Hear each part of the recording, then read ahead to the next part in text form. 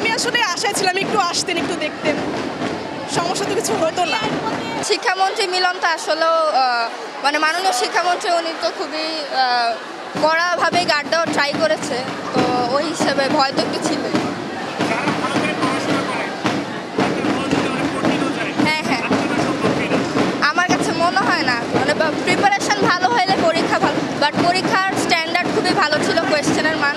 তো আমি বলবো যে যদি প্রিপারেশন ভালো হয়ে থাকে তাহলে রেজাল্টও ভালো হওয়ার কথা। এখন ভালো রেজাল্ট না করলে সবাইকে এটা মনে রাখতে হবে আর কি, যে যদি একটা দরজা বন্ধ হয়ে যায় 100টা দরজা খুলে যায়, এটা আর কি একটা প্রচলিত কথা আর কি। তো এই একটা জিনিস নিয়ে মন খারাপ হলে চলবে না আর কি, সবাইকে আশা বিশ্বাস রাখতে হবে এবং নিজের চেষ্টা চালিয়ে যেতে হবে।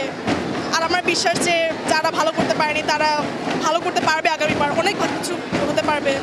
এটাই আর কি। জীবনের একটা বের হলে অনেক ধাপ সামনে 2 বছর পরে এইচএসসি পরীক্ষা, কিরকম আশা বিশ্বাস পাচ্ছেন বর্তমান সরকারের কাছে? হ্যাঁ, পাচ্ছি।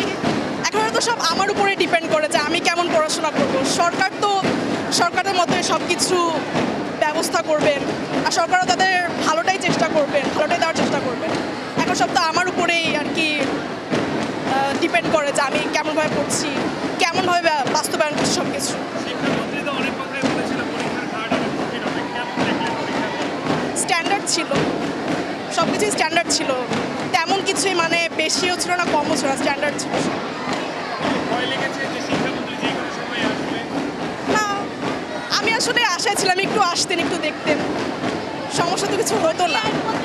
শিক্ষামন্ত্রীকে সামনাসামনি দেখলে কি কথা জিজ্ঞাসা করতেন? কিছুই না, আমি তো অনেক মনোযোগ দিয়ে পরীক্ষা দিচ্ছিলাম, তো মনে হয় না আমি খেয়াল করতাম ওই টাইমে।